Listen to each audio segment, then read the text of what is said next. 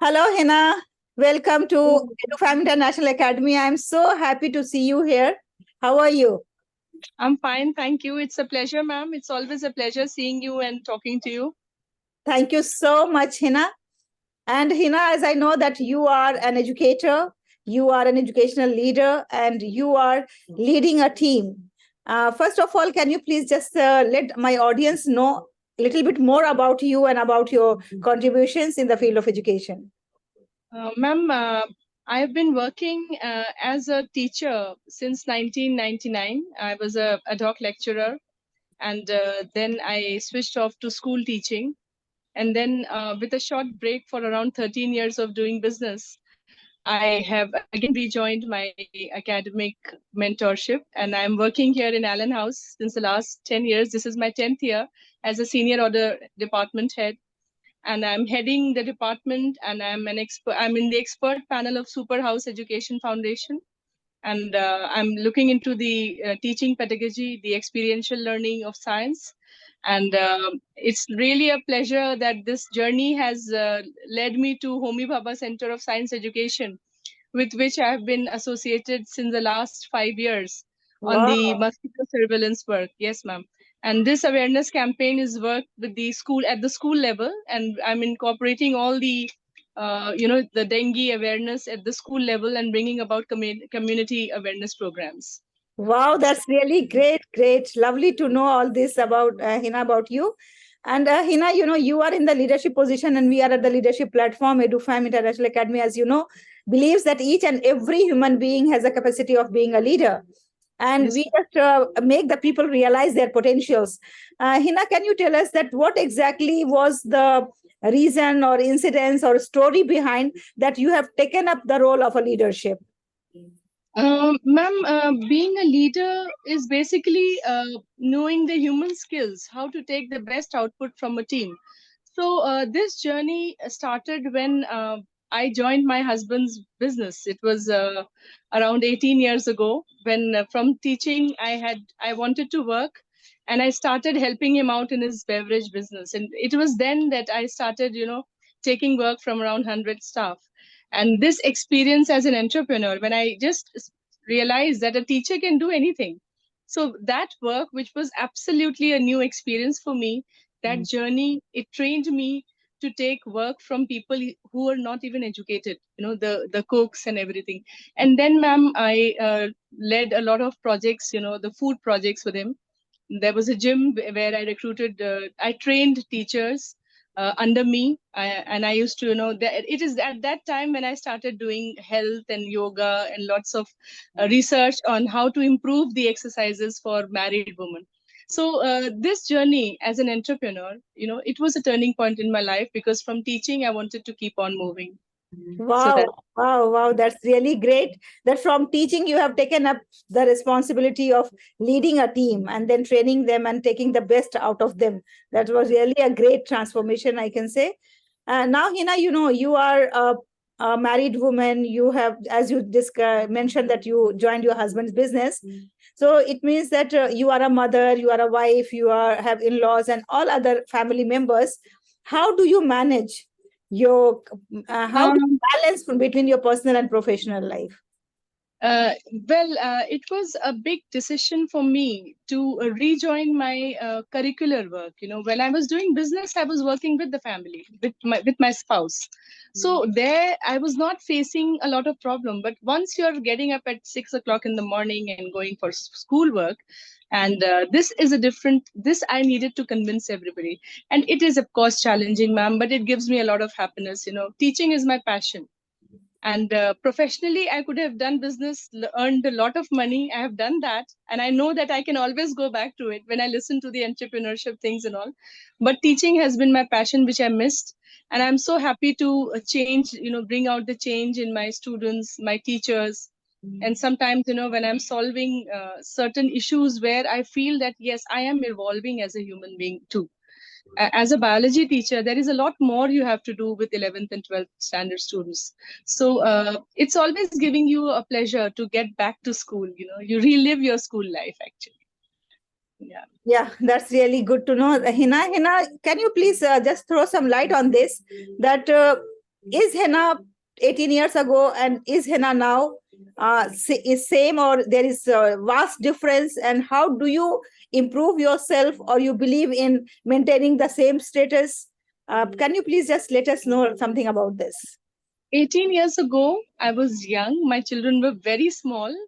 There were no arguments regarding my decisions. Whatever I said, they followed. They lived. I was like, I mean, I had nobody questioning me. I had no, opposition. And, you understand as a mother, when boys are there, they grow up, they start feeling possessive. That why do you need to go? You can stay back home. क्या जरूरत है? क्यों काम कर रहे हैं? तो वो थोड़ा resistance, there is a change, but I wanted my family to understand that for me, my work is my peace of mind along with Allah and God. So it really gives me a lot of happiness. I don't want to stay back and stagnate.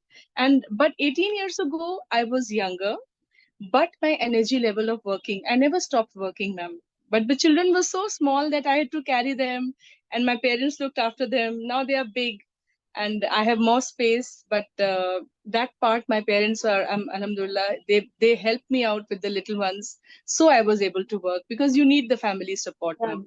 That's Without your that's family very support, true. it's not possible. It's not possible. That's very true. Somebody has to be there to support, I and still especially a remember, ma'am, woman. that I used to drive down the vegetable market with my kids tied on my, the basket. The little one, he was just 6 month old. And I used to go to the vegetable market to buy all those things and order, that was bulk purchase and all. So that journey was not easy, but it was always nice. I enjoy challenges. I always enjoy challenges.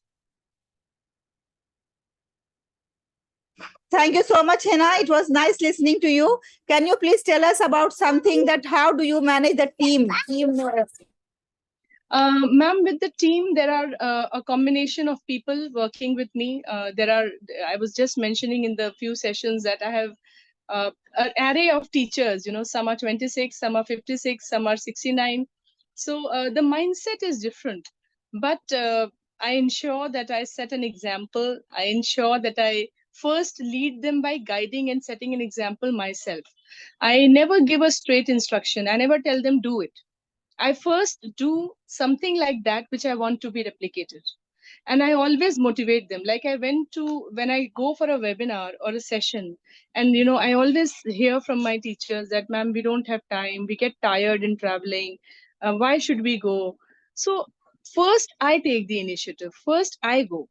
And when I go, I ensure that they get some good reflection, that see how I have changed, see how I've evolved.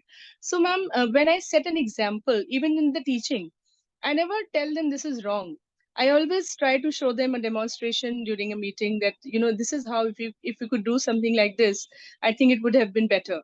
And even today, when I was doing a class observation, I observed that the teacher was giving dictation. So I find that giving dictation without writing the terms on the board is futile. You are not even working on the science part, you're not even doing justice to the English part. So I always try to be demonstrative. I always try to help them out, first by doing it myself and then helping them follow it. Yeah, that should be the leadership style, that one has to first set the example and then ask the others to do that. There are certain conflicts among the team members, and when human beings are together, it's not possible that everybody thinks on the same directions, because God has given different types of mindset, different types of attitude, different types of styles, teaching style, learning styles. So if there is any conflict among your team members, how do you try to resolve it? Well, it keeps happening, because again, I shall tell that I have a variation of mindsets with me. But ma'am, what I do is I talk to each and every one. I listen to all of them. And separately, I never have a group discussion. I never make two people sit one and one and talk about one another. I listen to each and every person individually. And I first take the feedback of each and every, both the parties. and then review it, discuss it with my senior. I have a lot of senior teachers with us, like 69 years, 70 years. So I just give my brainstorming with those elderly people that see this is happening and how to go about it. And I'm really fortunate to have seniors who guide me. And then I resolve the problem by, being a fair person, listening to both the sides of the story, counseling both of them separately, and then trying to bring them to a common platform. I never try to talk to them together. Or sometimes it happens, correction errors come up, and then there is literally, they say blame game starts. So I never talk to them together. I always talk one on one, and I always appreciate both of them. I pacify them. And once everything is settled, their ego is, settled, that big ego fights they have is settled, and then I take my output. Okay, now do this work. And she was talking so good about you. I never even tell what negativity the other person has said. So I have to do that. But Yes, then, ma'am, that's called diplomacy.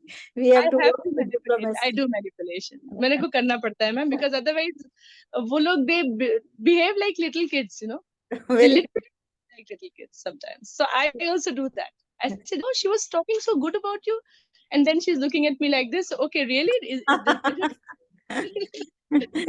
That's very true, Hina. Thank you very much for sharing your personal experiences with us. And, especially when you belong to the minority community, and where, it is said that women are not given much freedom or much authority to move out and to work. But in this situation, I can see you that you are empowered, you are living your own life, and you are engaging yourself into your dream job, because you said that teaching is your passion and you are very happy in your life. So that's really very good. Great. My father was an assistant professor of medicine. When I stopped teaching, he was the person who was very hurt. He said, how can you leave your passion? Because he was a cancer specialist, but he was always a teacher. He never stopped teaching, And he said, it is one of the most noble profession. If you're not a doctor, you're a teacher. You're always reforming lives. You'll always change. Yeah. Yes, Hina. So I would like to request you to kindly give some messages to all the leaders around the globe, and so that they can also have those qualities they can imbibe in themselves and can be an effective leader in their own lives. I think my leadership qualities, I have realized a lot in the last 20-25 days with you. I have actually envisaged, and every time I would have a session with you, ma'am, I would always think back that, okay, am I doing it like this? And I don't know that it was such a mentoring that it was a revamping session for us to recheck every time we had a session. Because as grown-ups, we start thinking we know everything. But then I kept on rewiring myself. Am I having integrity? Am I a reliable leader? Am I adaptable? Am I emotionally stable? Everything which I did, I think a good leader should have all these relevant qualities of good communication. You should say the right thing at the right time with very few words. And the problem solving skills are the most important, because problems keep on coming. And this job, this post, leader, means you need to have a big crown, and that crown is not a crown of flowers. It's a big challenge with problem solving skill, and a lot of patience, a lot of hard work, and human behavior and resilience. I think this is so important for every leader to understand. And it's so important to understand what the other person is feeling and then react. Very true. Very true. Yes. This is empathy, that we have to understand the feelings of others. Thank you very much, Hina. It was very insightful, and it was a great learning even for me talking to you, Hina, because you are practicing so many positive things in your own leadership life, that is an example for others to follow in their own leadership roles. And I wish you all the best. May Almighty give you many more successes in life, and you go and soar high and high and high. That is my wish from EduFam International Academy. Thank you very much for being here. Thank you so much. It was a pleasure, ma'am. Thank you, ma'am. Thank you. Take care.